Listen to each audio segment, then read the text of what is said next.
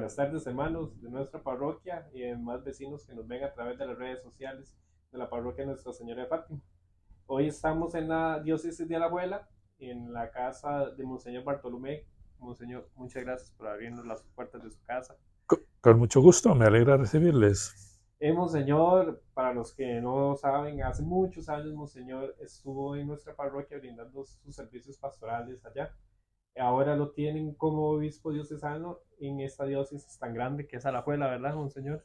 Así es, no es la más grande en extensión, pero sí es la segunda en habitantes, después de San José. Entonces, hoy tenemos como en el marco de las vocaciones una entrevista con él y que nos va a responder ciertas preguntas que ustedes nos han enviado a las páginas o nos han hecho llegar a la parroquia. Monseñor, ¿cómo es un día normal suyo? Bueno, un día normal, personalmente yo, claro, yo me suelo levantar y hago ejercicio, natación. Aquí al lado hay una piscina y hago 20 minutos de natación. Después de asearme, claro, aquí hay dos sacerdotes conmigo, en esta casa viven dos sacerdotes y yo, entonces rezamos juntos laudes, ¿no? Y desayunamos. Y después de desayunar ya empieza, cada uno de los tres se va a su tarea, ¿verdad? Un día normal puedo bajar a la curia está a 3 kilómetros de aquí, hacia abajo, en la curia están las oficinas, allí recibo a gente, ¿verdad? Hago mis trabajos, etcétera. Por la mañana y por la tarde, a veces tengo misas, ¿verdad? Me llaman si hay alguna patronal, algún acontecimiento, o si tengo que visitar alguna realidad, también me desplazo, ¿verdad? En las noches, alguna noche no, pero otras noches sí, me llaman de varias comunidades a celebrar distintas Eucaristías y me desplazo.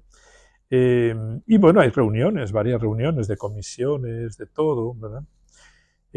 O sea que sí es exigente, ¿no? Porque yo me levanto a las 5:30 y me suelo acostar como a las 11 de la noche.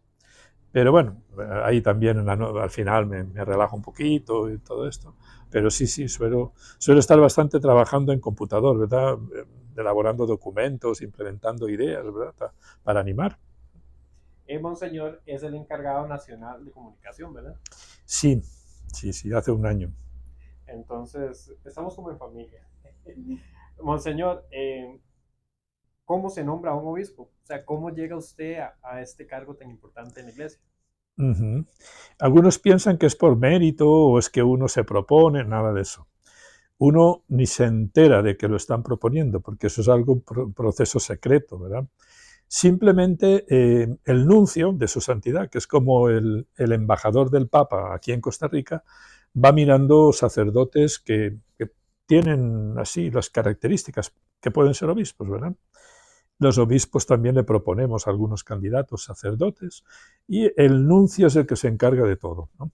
Él ve candidatos, después pide informes de mucha gente que conoce a un candidato concreto, elabora un expediente de cada uno y para cada nombramiento de obispos envía 3 candidatos a Roma, con todos sus expedientes, con todos los informes que ha pedido. Entonces, y él recomienda, bueno, vistos todo esto, quizá este tiene más oportunidades o el otro, ¿verdad? En Roma hay un dicasterio que se llama Dicasterio de los Obispos, que evalúa todo lo recibido, ¿verdad? Es un material bastante amplio, elabora todo y hace como un resumen y se lo pasa al Papa. Y el Papa al final es el que decide quién de los tres es obispo. Monseñor es religioso. ¿Cómo se llama? Su servicio lo empezó siendo fraile en la comunidad de San Jerónimo, donde está el seminario Luis Amigo. Entonces, Monseñor, ¿nos podría contar de dónde nace su vocación franciscana, sus toma de votos, su fecha de ordenación sacerdotal? ¿Cómo llega a ser sacerdote? Porque también creo que en su comunidad hay frailes que no llegan a ser. Son hermanos solo, sí. Bueno, pues mi vocación surge, yo la sentí a los 15, 16 años, la vocación, en un seminario de mi congregación en España, ¿verdad? Pero yo entré en el seminario a los 11 años, obviamente para hacer primaria y secundaria, ¿verdad? Y entonces no sentía vocación cuando ya entré, pero andando el tiempo, a los 15, 16 años la sentí. Quizá bueno, ya de mi familia llevaba pues una vida religiosa, una vida cristiana, ¿verdad? Mis padres son creyentes, mi madre me introdujo mucho en la experiencia de fe, Pero ya digo, la vocación la sentí en ese momento, pues en el contexto de lo que vivíamos allí, había religiosos amigonianos, compañeros, y en todo aquel ambiente que era abierto, no era un seminario cerrado, era abierto, y yo sentí la vocación, sentí una experiencia de ser muy amado por el Señor y sentir que el Señor me necesitaba para algo, ¿no? En principio, un sentido muy amplio, ¿no? Pero sí fue un antes y un después. Y de ahí yo, sí, ya creí de verdad que el Señor me llamaba y organicé todo en función de eso. Claro, mi familia, como yo entré a los 11 años, me dijo, sal un año del seminario para que veas y tengas más oportunidad.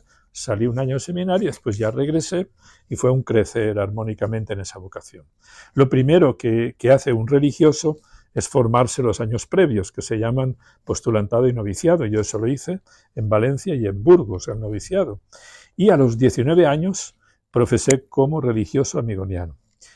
Por supuesto, no era sacerdote todavía, no tenía los estudios, pero sí uno puede hacer una profesión. La profesión es pues prometer públicamente ante el Señor que vivir en pobreza, castidad y obediencia, que son los consejos evangélicos, en comunidad, siempre en comunidad de hermanos, y en una misión, que en el caso de mi congregación era la educación de los niños y jóvenes en situación de riesgo, ¿no? Con diferentes problemáticas.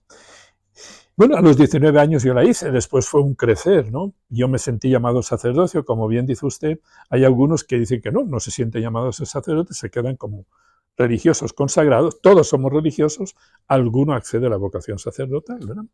El que no va a la vocación sacerdotal se especializa en pedagogía, psicología, para ser educador. Pero yo me sentí llamado también al sacerdocio y comencé a estudiar filosofía, teología en Valencia, y me ordené a los 26 años sacerdote. Sacerdote, la vocación sacerdotal, pues es una ordenación, eso sí es una ordenación, es un sacramento, sacramento del orden, y lo que indica es una vocación que uno es ministro de la palabra, de los sacramentos y guía de la comunidad, ¿no? Y representa a Cristo sacerdote en medio de la iglesia, ¿no? Todo esto fue en España todavía, pero a los 29 años mis superiores me enviaron aquí, precisamente para ir al seminario de San Jerónimo para ser formador, porque ahí en el seminario se formaban, antes más, había más, jóvenes de varios países de América Latina para ser religiosos de mi congregación. Y bueno, pues primeramente vine aquí a Costa Rica en el 92, después mis superiores me enviaron a Bolivia en el 2000, a República Dominicana en el 2007, a Roma en el 2007 a Roma, 2004 a Dominicana, 2007 a Roma, y regresé a Costa Rica para ser provincial de estas tierras, o sea, de animar la congregación en Centroamérica y el Caribe. Y entonces en aquel momento hacían falta 4 obispos en Costa Rica. Y bueno, me metieron en esa carrera, ¿no? Alguien se fijó en mí y el nuncio fue pidiendo hasta que acabé aquí en Alajuela, porque el Papa me nombró obispo, ¿verdad? Y yo pues había sido obediente y he sido obediente siempre a mis superiores. Digo, si me lo pide el Papa y no tengo nada grave que objetar, pues tengo que estar disponible, ¿verdad? Y aquí estoy, con esta disponibilidad. Monseñor, ¿cuál es la obligación primordial de ustedes? Obligación primordial de un obispo es dedicarse totalmente a la iglesia diocesana, ¿no? El anillo significa eso, la dedicación, consagración, dedicación total a la iglesia. Por eso yo sigo siendo parte de mi congregación, pero no estoy sujeto a las obligaciones y a los derechos de la congregación para dedicarme totalmente a esta diócesis, ¿verdad? Yo tengo que residir aquí y tengo que estar enteramente dedicado a la diócesis. Pues eso, como obispo, pues enseñar, santificar y animar, ¿no? Es decir, lo que yo decía antes de animar como sacerdote una comunidad, pues aquí es animar una diócesis, el caminar de una iglesia diocesana, y por lo tanto, pues también, o sea, enseñar, santificar con los sacramentos y animar, dirigir, bueno, dirigir, pero en el sentido de no imponer, sino de promover que todos seamos pueblo de Dios y caminemos juntos, como dice el Papa, la sinodalidad, ¿verdad? Sí, es este tema de la sinodalidad que tanto lo hemos trabajado en la parroquia, en nuestra vicaría, es un tema a nivel mundial. El Papa nos pide salir, una iglesia en salida, pues. Ujú. Sí, sí. Palabras que destacan mucho en el Papa, pues han sido esta, ¿no? Quiero una iglesia en salida. Una iglesia que no se conserve impoluta, sino que no tema mancharse por los caminos del mundo. Una iglesia que sea hospital de campaña. Hospital de campaña quiere decir que esté en donde los hombres sufren y tienen dificultades y que sane las heridas, ¿no? El Papa habló mucho de misericordia, recuerdan el jubileo de la misericordia. Entonces, la misión es algo que el Papa ha destacado mucho. Tenemos que salir. La Iglesia tiene que llegar a las personas, ¿no? Porque ya mucha gente no viene a los templos. Entonces, somos nosotros que tenemos que salir. Y últimamente, también sinodalidad. Sinodalidad quiere decir que, bueno, siempre se dice que la Iglesia es un pueblo de Dios, pero esto hay que vivirlo con todas las consecuencias. Si es un pueblo de Dios, no puedo yo como obispo decidirlo todo sin escuchar a nadie, ¿verdad? Tenemos que, para caminar juntos, ¿qué tenemos que hacer? Escucharnos. Si no nos escuchamos, cada uno va por su cuenta, ¿verdad? Tenemos que dialogar, tenemos que poner en común muchas cosas, tenemos que detenernos y tomar decisiones. Obviamente, no todos pueden tomar la misma decisión, pero todos pueden participar en la decisión. Bueno, los obispos también tenemos, y después el Papa quizá toma la última decisión, pero todos hemos participado en los debates, ¿verdad? Y por supuesto, todo este caminar juntos es en torno al Señor, no es como cualquier asociación que va por ahí con sus organizaciones, sino buscando la fidelidad al Señor, ¿no? El Señor es el que nos dirige, el Espíritu, y nosotros todos juntos dialogando para ver cómo acercarnos a lo que el Espíritu quiere para nosotros. Monseñor, en su trabajo, ¿cuál es la población más vulnerable? ¿O con cuál usted se identifica más? Bueno, pues si somos fieles a lo que quiere el Señor y a lo que nos dice la historia de salvación en la Biblia, el Señor tiene como favoritos a los pobres, ¿no? Los pobres no son solo pobres de dinero, ¿no? Son carenciados, distintas carencias, distintos sufrimientos. Pueden ser ricos que en realidad sean pobres, ¿no? Porque no encuentran sentido a su vida y todo esto, ¿no? Y bueno, también son los que son injustamente tratados por la sociedad. Bueno, pues la pastoral social debe ser una de las primeras pastorales, ¿no? Pastoral social Cáritas, que se dedica, pues eso, a ver cuáles son, ¿verdad?, la gente que necesita y tratar de dar respuestas, ¿no? Pero tiene distintas áreas, ¿no? Por ejemplo, enfermos, por ejemplo, encarcelados. Aquí en Alajuela hay muchas cárceles, ¿verdad? La Reforma, mucha población carcelaria, eh, gente de la calle, ¿verdad? Bueno, toxicómanos, también justicia, el medio ambiente también es muy importante, ¿verdad? Cuidar del medio ambiente. Ellos deberían ser los primeros y los favoritos, ¿verdad? Pues no siempre lo hacemos así. Y qué pena que, pues bueno, el Papa Francisco ha instituido también la Jornada Mundial de los Pobres, ¿no? En noviembre. Y bueno, ahí es un momento bonito porque nos abrimos, compartimos más con ellos. Aparte, aquí hay un padre, el padre Marcos, que vive conmigo, que se encarga de pastoral social y comentamos muchas veces y todo.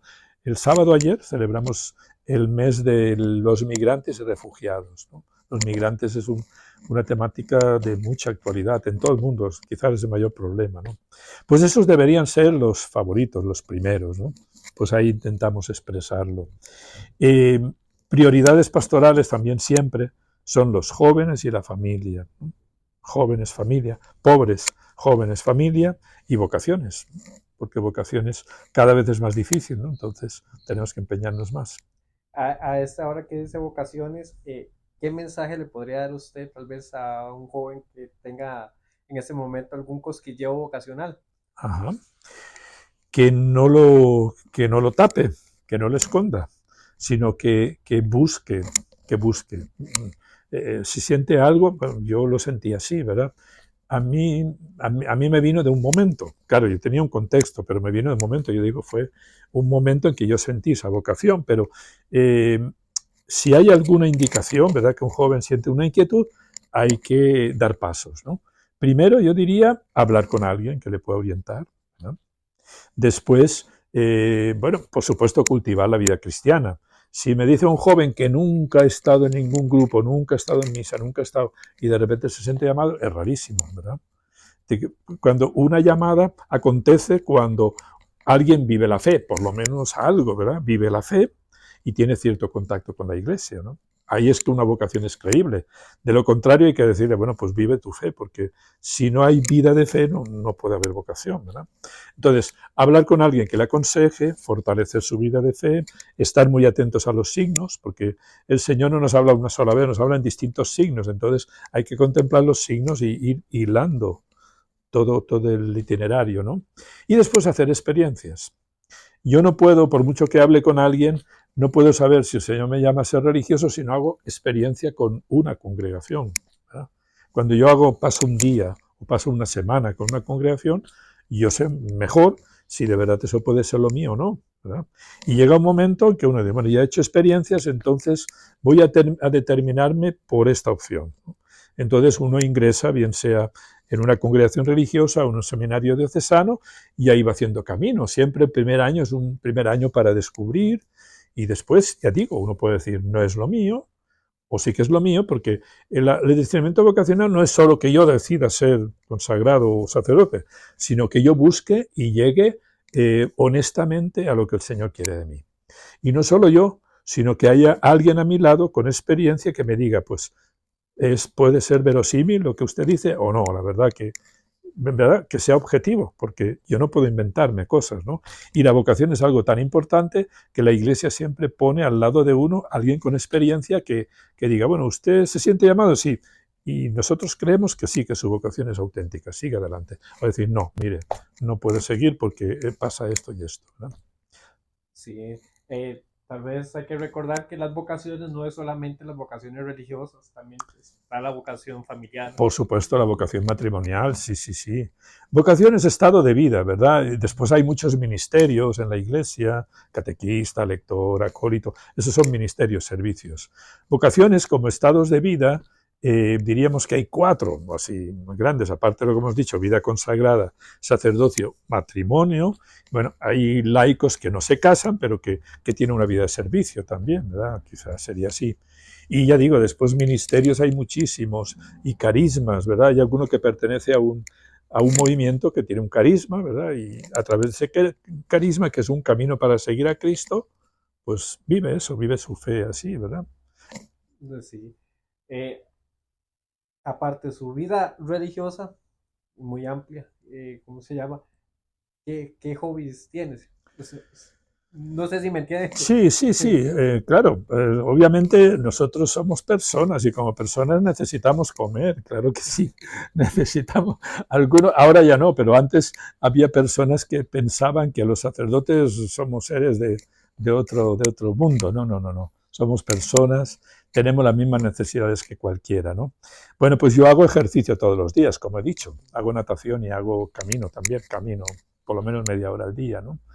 Eh, Me gusta también leer, me gusta leer, me gusta escuchar música, pero música, bueno, entre religiosa y también música con valores, ¿verdad? Me gusta alguna vez, no mucho, pero ver alguna película también. Y bueno, pues a veces salir de excursión, de paseo a algún lugar con algunos amigos. Sí, sí, todo lo humano, lo sano de valores y todo esto, por supuesto que lo cultivamos amistades, ¿verdad? Tener amigos y cultivar la amistad con ellos también. Sí, se me vino a la mente ahorita cuando a veces íbamos los monaguillos a mejenguear al seminario. Entonces, es para que vean que la vocación es un todo y no solo pedacitos. Uno tiene que dar ejemplo en todos los sentidos, incluso hasta en los hobbies. Monseñor, un mensaje para nuestra parroquia que le quiera dar a la parroquia y a todos los que nos estén viendo, por supuesto. Sí, bueno, pues ya digo que guardo mucho cariño a la parroquia, para mí la parroquia de la Trini, la parroquia de Nuestra Señora de Fátima. Yo siempre he visto en la parroquia una parroquia dinámica, una parroquia de personas con bastantes agentes de pastoral, eh, colaboradora, ¿verdad? Por lo menos cuando yo he ido allí así lo he sentido. Entonces, decir que animarnos todos a vivir la fe, ¿no? Lo más importante es vivir la fe. En la organización y en las cosas que hay en la parroquia surgen a consecuencia de la vivencia de fe, ¿no?